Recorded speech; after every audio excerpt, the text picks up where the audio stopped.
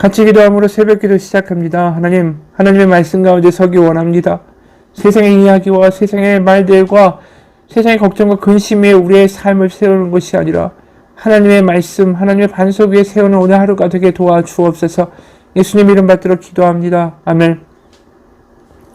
오늘 말씀 여호수아 22장 10절에서 20절입니다. 여호수아 22장 10절에서 20절입니다.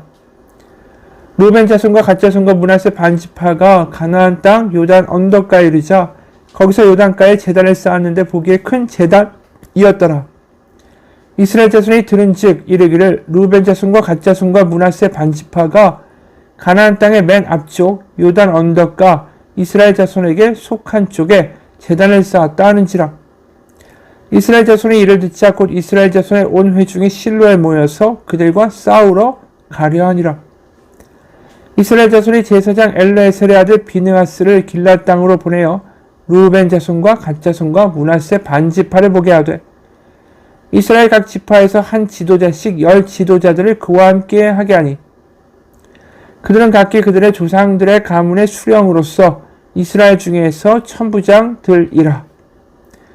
그들이 길랏 땅에 이르러 루벤 자손과 갓 자손과 므낫세 반지파에게 나아가서 그들에게 말하여 이르되 여호와의 온 회중이 말하기를 너희가 어찌하여 이스라엘 하나님께 범죄하여 오늘 여호와를 따르는 데서 돌아서서 너희를 위하여 제단을 쌓아 너희가 오늘 여호와께 거역하고자 하느냐. 부올의 죄악으로 말미암아 여호와의 회중에 재앙이 내렸으나 오늘까지 우리가 그 죄에서 정결함을 받지 못하였거늘 그 죄악이 우리에게 부족하여서 오늘 너희가 돌이켜 여호와를 따르지 아니하려고 하느냐. 너희가 오늘 여호와를 배역하면 내일은 그가 이스라엘 온 회중에게 진노하시리라.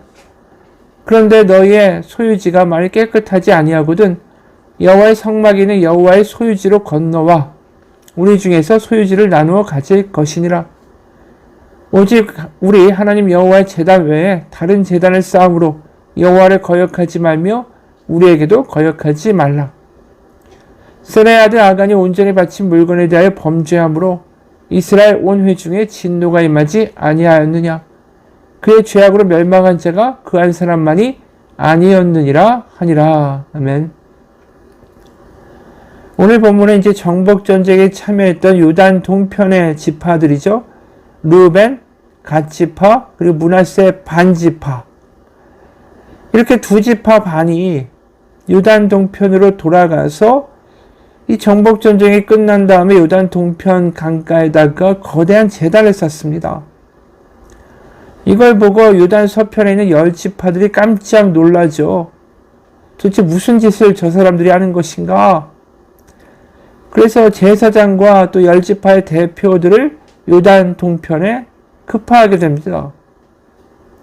그게 12절부터 14절에 있는 이야기예요. 이스라엘 자손이 이를 듣자, 제단을 쌓았다는 이야기를 듣자 곧 이스라엘 자손의 온 회중이 실로에 모여서 그들과 싸우러 가려 하니라.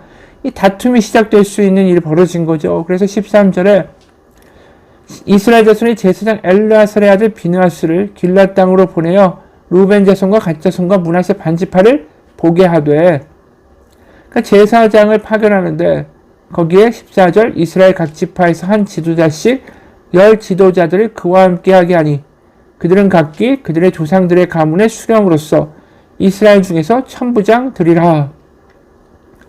그래서 10 지파의 대표와 이제 제사장 비느하스가 요단 동편으로 파견되게 됩니다. 근데 이 비느하스라는 사람이 굉장히 중요한 인물이죠. 이 나중에 제3대 대제사장에 오르는 사람입니다. 아론이 첫 번째고요. 엘르아살이 두 번째고 이제 비느하스가 3대 대제사장이 되는 사람이죠. 이 사람은 하나님에 대한 열심이 아주 특출한 사람이었어요.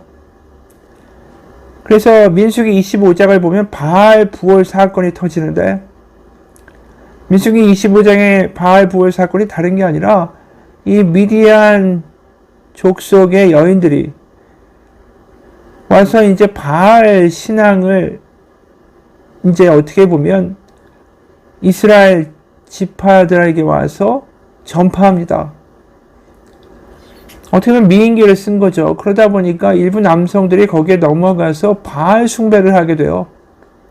그게 부올에서 있었던 사건이고, 그래서 바알 부올이라고 부르는데, 그 바알 부올 사건을 해결하는데 아주 앞장을 섰던 사람이 비느하스였습니다. 그러니까 이런 열심히 있던 사람이었기 때문에 나중에 대제사장이 되는 거죠. 그리고 특히 비느하스는 이 바알 부올의 사건을 아주 마음에 새기고 살 수밖에 없는 거죠. 그 사건이 사실은 출애굽 1세대가 이 시내산에서 우상 숭배를 하고 금송아지를 만들고 그러다가 죽지 않았습니까? 그리고 출애굽 2세대가 드디어 이제 좀 변해서 하나님밖에 없다라고 고백하고, 그래서 요단 동편까지 이제 이르게 되는데, 거기서 터진 사건이 바알 부올 사건이니까 출애굽 2세대가 굉장히 아주 큰 죄악을 저지른 대표적인 사건이 이 바알 부올의 사건이고, 출애굽 1세대에게 가장 큰 폐악의 사건은 시내산에서의 금송아지 사건이었고, 그러다 보니까 그 비느하스가 그 일을 해결하면서 그때 아주 분명하게 기억하고 있는 거죠. 출애굽 2세대에게 있어서 이 부올 사건은 평생 잊지 말아야 되고 기억해야 되고 경계해야 되는 사건이다라는 걸 너무 명확하게 알고 있는 거죠. 그러다 보니까 이제 요단 동편에 급파가 돼서 거기에 두 지파 반 사람들을 만나자마자 부올의 이야기를 냅다 합니다. 왜냐면 이 제단이 여호와의 제단이 아니라 바알 제단이라고 다들 생각하고 요단 동편에 갔기 때문이에요. 그래서 그게 16에서 18절입니다. 여호와의 온 회중이 말하기를 너희가 어찌하여 이스라엘 하나님께 범죄하여 오늘 여호와를 따르는 데서 돌아서서 너희를 위하여 제단을 쌓아 너희가 오늘 여호와께 거역하고자 하느냐. 그러니까 지금 돌아가서 요단 동편에다 이들이 쌓은 제단은 여호와의 제단이 아니라 이 바알을 숭배하고자 하는 우상 숭배의 제단이다라고 말하는 거죠. 왜냐하면 그 당시에 하나님의 언약궤와 성막은 실로에 있었기 때문입니다.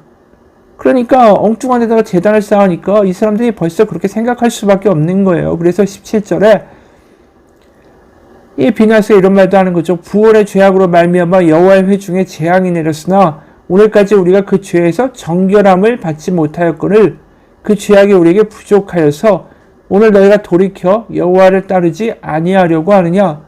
너희가 오늘 여호와를 배역하면 내일은 그가 이스라엘 온 회중에게 진노하시리라. 이게 지금 그냥 쓱 읽으면 하나님이 분노하실 수 있다. 이 제단을 부수거나 너희가 회개해야 된다. 이런 식의 이제 이야기라고만 생각하기 쉬운데 여기에 몇 가지 중요한 이야기가 있습니다. 뭐냐면 바알 부올, 그러니까 부올의 죄악으로 여호와의 회중에 재앙이 내렸지만 오늘까지 우리가 그 죄에서 정결함을 받지 못하였다. 이게 무슨 이야기일까요?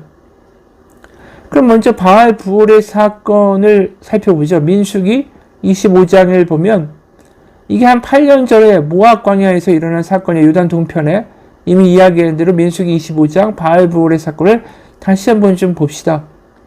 25장 1절부터 9절이에요. 이스라엘이 민수기 25장 1절에서 9절 세 번역입니다. 이스라엘이 시딤에 머무는 동안에 백성들이 모압 사람의 딸들과 음행을 하기 시작하였다. 모압 사람의 딸들이 자기 신들에게 바치는 제사에 이스라엘 백성을 초대하였고 이스라엘 백성은 거기에 가서 먹고 그 신들에게 머리를 숙였다. 모압 사람, 미디안 사람 같이 이제 그것을 계획한 거죠. 그런데 거기에 부른 거예요. 거기에 이스라엘 백성이 거기서 먹고 그 신들이 뭐죠? 바알에게 경배한 거죠. 그래서 이스라엘은 바알 부올과 연합하였다. 주님께서는 이스라엘에게 크게 진노하셨다. 주님께서 모세에게 말씀하셨다. 너는 백성의 우두머리들을 모두 잡아다가 해가 환히 비치는 대낮에 주 앞에서 그것들의 목을 매달아라. 그래야만 나 주의 진노가 이스라엘에서 떠날 것이다. 모세는 이스라엘 재판관들에게 말하였다. 당신들은 제각기 당신들의 남자들 가운데서 바알 부올과 결합한 자들을 죽이시오. 이스라엘 자손이 회막 어귀에서 통곡하고 있을 때 이스라엘 자손 가운데서 한 남자가 모세와 이스라엘 자손 온 회중이 보는 앞에서 한 미디안 여자를 데리고 집으로 들어갔다. 이 완전히 지금 문제가 생긴 거죠. 미디안 여자를 데리고 오고 모압에서 이야기하는 바알을 숭배하고 이 난잡한 일이 벌어지니까 이때 7절 아론의 손자이자 엘라아살의 아들인 제사장 비느하스가 그것을 보고 회중 가운데서 나와 창을 들고 그 두 남녀를 따라 장막 안으로 들어가 이스라엘 남자와 미디안 여자의 배를 꿰뚫으니 연병이 이스라엘 자손 사이에서 끝이었다. 그러나 그 연병으로 이미 죽은 사람이 24,000명이었다. 그러니까 이 바알부올 사건으로 인하여 그 우상 숭배에 휩쓸린 이 사건으로 인하여 연병이 와가지고 24,000명이나 죽었고, 그것이 끝이는데 아주 큰 역할을 했던 게 이제 비느하스라는 거죠. 단호하게 죄악을 저지른 이들을 완전히 그 이스라엘 민족 가운데서 척결한 사람. 그러다 보니까 이 출애굽 2세대에게 바알부올의 사건은 악몽과 같은 사건인 거죠. 그런데 아직도 오늘까지 우리가 그 죄에서 정결함을 얻지 못하였다. 이게 17절에 이런 말이 나오는 거죠. 그럼 다 끝난 거 아닌가라고 우리는 생각이 들죠. 왜냐하면 연병으로 24,000명 죽었고 비느하스가 창을 들어서 그 오만한 무리들의 진중에 들어온 모든 죄악의 무리들을 다 죽였으니까. 그런데 왜 오늘까지 우리가 그 죄에서 정결함을 얻지 못하였다? 이 말은 뭐냐 하면 바알부올 사건으로 이렇게 끝이 난 것 같이 표면적으로 보이는데 은밀하게 아직도 이스라엘 민족 중에 바알을 숭배하는 자들이 있었다라는 거예요. 그러니까 아직까지 우리가 다 정결함을 얻지 못했다. 바알 숭배자들을 다 발본색원하지 못하였는데 그게 우리에게 부족하여서 너희가 이제 대놓고 요단 동편에 바알 제단을 쌓느냐? 지금 그 이야기를 하고 있는 거예요. 그래서 18절에 오늘 너희가 돌이켜 여호와를 따르지 아니하려고 하느냐? 이런 말을 직접적으로 하는 거죠. 그러니까 19절에 이스라엘 다른 지파들이 이런 얘기하는 거예요. 그럴 바에야. 그런데 너희 소유지가 만약 깨끗하지 아니하거든 바알 숭배에 물들었던 곳이면 여호와의 성막에는 여호와의 소유지로 건너와 우리 중에서 소유를 취할 것이니라. 오직 우리 하나님 여호와의 단 외에 다른 단을 쌓음으로 여호와께 패역하지 말며 우리에게도 패역하지 말라. 그러니까 바알 숭배를 하는 그 제단을 쌓는 이 두 지파 반을 보면서 어떻게든 이 분열을 막겠다라는 이야기로 열 지파의 대표들이 이야기하는 거예요. 이들 바알 숭배 제단을 쌓고 우상 숭배가 일어나면서 이 언약 공동체가 붕괴되는 것을 못 보겠다. 차라리 하나님의 성막이 있는 요단 서편에 와라. 우리가 땅을 갈라주겠다. 이렇게 얘기하는 거죠. 같이 하나님 섬기면서 같은 하나님의 백성으로 살아가자. 이 대단한 말 하는 거예요. 형제에 대한 관대함과 사랑이 담겨 있는 거죠. 자신들의 땅을 포기하면서까지 그들을 다시 믿음 가운데 붙들어 두고자 하는 그 마음. 그러니까 이제 요단 동편의 사람들이 내일 보겠지만 간단하게 말하면 이거는 바알 제단이 아닙니다. 이건 증거의 제단이고 여호와의 그 정복 전쟁을 기억하기 위한 기념비 같은 거지 이 바알에게 드리고자 하는 제사의 제단이 아닙니다. 이렇게 얘기하니까 이제 오해가 풀리고 다들 화해가 됐다. 이렇게 마무리가 되죠. 근데 다시 보지만 이 열지파의 말이 굉장히 인상적이지 않습니까? 19, 20절 건너와 우리 중에서 소유지를 나누어 가질 것이니라. 대단한 말이죠. 20절에 세라의 아들 아간이 온전히 바친 물건에 대하여 범죄함으로 이스라엘 온 회 중에 진노가 임하지 아니하였느냐. 그의 죄악으로 멸망한 자가 그 한 사람만이 아니었느니라 하니라. 이 20절의 말은 또 뭔가라는 거예요. 그러니까 이 열지파가 자신들의 땅을 떼어줄 테니까 우리가 경제적으로 손해봐도 괜찮으니까 바알 숭배만 하지 말고 우리와 함께 여호와를 섬기자고까지 이야기하는 이 희생적이고 사랑의 어떤 권면을 하게 된 동기 중에 하나가 아간의 이야기 때문이기도 하다라는 거예요. 아간이란 이름이 우리가 익숙하죠. 이 여리고 성에서 다 진멸하고 이 획득한 물건들을 개인이 챙기지 말라고 분명히 말씀하셨는데 여리고 성을 공격할 때 아간이라는 사람이 우리가 기억하죠. 하나님의 물건을 도둑질했죠. 그 바람에 아이성 정복을 하러 갈 때에 그 조그만 아이성에서 패배를 하고 나서 이스라엘 백성들이 당황하고 이제 어떻게 하냐 절망하고 있을 때 하나님이 아간의 죄 때문에 이러한 일이 벌어졌다라고 말씀하시는 대목이 있어요. 그런데 여기서 아간 때문이다라고 말씀하셨을까요? 아니에요. 이 범죄를 보면서 이스라엘 전체의 죄라고 말씀하셨어요. 여호수아 7장 11절. 여호수아 7장 11절. 이스라엘이 범죄하여, 아간이 아니에요. 이스라엘이 범죄하여 내가 그들에게 명령한 나의 언약을 어겼으며 또한 그들이 온전히 바친 물건을 가져가고 도둑질하며 속이고 그것을 그들의 물건들 가운데 두었느니라. 아간이 범죄하고 아간이 도둑질하고 아간이 언약을 어기고 아간이 숨겼다고 하지 않고 이스라엘이라고 말씀하고 있다는 거예요. 이게 지금 이 열지파의 마음 가운데 생생하게 새겨져 있는 거죠. 아간 때문에 모든 이스라엘이 죄를 지었다라고 말씀하시는데 너희들이 바알 숭배를 하면 그냥 너희뿐이 아니라 우리 모두가 죄를 짓는 것이 될 것이다.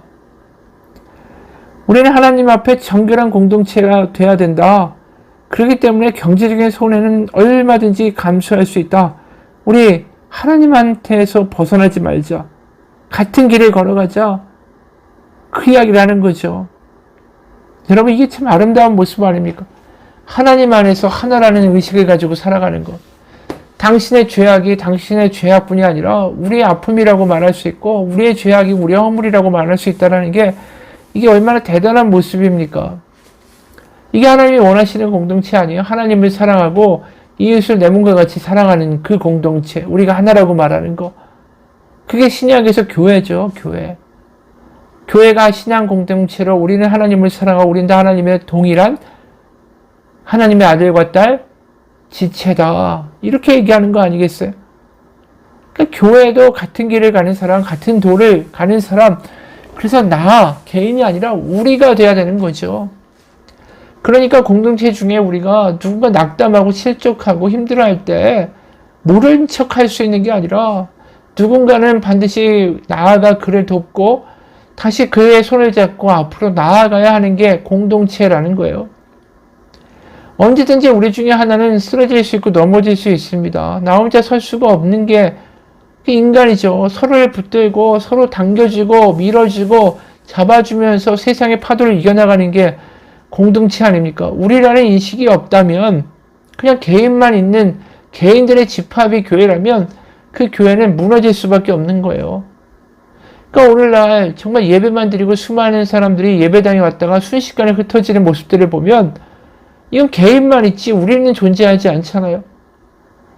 정말 우리라는 말이 걸맞는 교회가 얼마나 될까요? 다들 그냥 예배만 드리고 개인이 왔다가 그냥 피상적으로 안녕하세요 인사만 하고 그 안에 있는 슬픔과 고통과 어려움은 하나도 나누지 않고 그냥 예배 끝나면 떠나가는 개인들이 모여있는 하나의 단체일 뿐, 그것은 교회가 아니죠. 중보기도도 마찬가지 아닙니까? 교회가 우리가 될 때 중보기도가 있는 거죠. 개인만 있으면 누구를 위하여 기도하겠어요? 서로 사랑하니까, 내 문제 같으니까, 내 아픔 같으니까 나의 문제라고 생각하고 기도하는 거, 이게 중보기도 아니겠어요? 저희도 한번 한 이야기입니다. 얼마 전 오병이어라는 선교 잡지에서 이런 이야기가 실렸습니다. 전날 집에서 게임을 하느라 밤을 새고 새벽에 잠이 든지라 아침부터 나는 졸리고 짜증이 났습니다. 친구네 집에 가는 지하철에 올랐을 때 그날따라 사람들은 왜 이리 많은지 손잡이를 잡고 서지 않아도 될 정도였죠. 이리 치이고 저리 치이고 혼자 밤에 익숙하게 되자 드디어 환승역에 다다랐고 많은 사람들이 우르르 내리기 시작했죠. 운 좋게도 나는 자리에 앉을 수가 있게 됐고 의자에 앉자마자 졸음 때문에 고개는 자꾸 바닥을 향했습니다. 얼마 후면 내려야 한다는 강박관념과 생리적인 현상으로 입가에 이 침을 흘리면 어떻게 되나 라는 걱정으로 잠을 참을까 했지만 어느새 나는 잠이 들고 말았죠. 자리에 꾸벅꾸벅 조는 채로 새 정거장 정도가 지나갔을까? 어찌나 큰 목소리였던지 내 잠을 단숨에 빼앗아간 아저씨의 외침. 여러분 잠깐만 제 말을 들어주십시오. 세수를 며칠간 못했는지 단정치 못한 외양의 어느 아저씨가 통로 중앙에 서서 외치고 있는 겁니다. 그 때문에 나같이 잠에서 깨어난 짜증난 얼굴, 호기심에 가득 찬 얼굴, 각양각색의 시선이 그 아저씨에게 모아졌죠. 아저씨의 말은 계속 이어졌습니다. 저에게는 3살짜리 딸아이가 있습니다. 그런데 그 아이는 대학병원 중환자실에 누워있죠. 언제 죽을지 모르는 불치병을 앓고 있습니다. 라고 말하자 승객들은 또 거짓말하는구나. 얼마나 돈이 아쉬웠으면 딸까지 팔까? 그런 표정이었습니다. 나도 같은 생각을 하고 있었죠. 이제 돈을 달라고 하겠지. 이제 저 이야기 더 들을 필요가 없겠다. 나는 고개를 숙여 잠을 청했고 대부분의 승객들도 다시 무관심한 표정을 지었습니다. 그런데 그 아저씨가 이렇게 말합니다. 저는 이전에 성경에서 많은 사람이 함께 기도해주면 어려운 일도 이루어진다라는 구절을 읽었습니다. 그래서 저는 제 딸을 위해 기도해달라고 부탁하고 다니는 중입니다. 지하철에 타 계신 여러분들도 부디 제 딸이 살아날 수 있도록 기도해 주시면 감사하겠습니다. 제 딸의 이름은 이효리입니다. 그러더니 그는 정중하게 고개 숙여 인사를 하고 다음 칸으로 건너가는 것이었습니다. 그때 나는 보았습니다. 하나둘 효리를 위해 기도하기 위해서 조용히 눈을 감는 승객들을. 여러분, 세상의 파도에 우리가 홀로 맞서 싸울 수가 없습니다. 바로 이 아버지가 지하철 승객들에게 기도를 부탁할 때 그 자리에 그 안타까운 아버지 마음에 동참하고 공감하는 우리라는 그 우리가 창조되고 있어요. 이게 교회여야 되는 거 아닌가요? 우리가 다 연약하고 부족하고 내가 얼마나 잘났다고 내가 얼마나 뛰어나다고 결국 내일 일도 모르는 연약한 존재들일 뿐입니다. 바로 누군가를 위한 기도가 내 기도가 되고 또 내 기도가 그 사람의 입술에서 나오는 기도가 되고 그렇게 우리의 기도가 되어 나아갈 때 그것이 능력의 공동체고 그리고 그 기도 가운데 응답되었을 때 같이 기도하며 같이 기뻐할 수 있는 거 그게 살아있는 공동체 우리입니다. 같이 기도하겠습니다. 하나님, 우리라는 말에 걸맞는 우리 공동체가 되게 도와주옵소서. 개인들이 모여서 그냥 예배하고 흩어지는 개인들의 집합이 아니라 우리라는 공동체로 우리의 신앙 공동체가 우리 주은혜 교회가 하나님 가운데 귀한 공동체가 되게 하여 주옵소서. 서로 중보하며 기도할 때에 내 문제가 그의 문제가 되고 그의 문제가 나의 문제가 되어 우리의 문제가 되어 기도할 때 하나님이 그 모든 것들 가운데 들으시고 응답하시는 놀라운 역사들이 우리 가운데 간증되게 도와주옵소서. 예수님 이름 받들어 기도합니다. 아멘.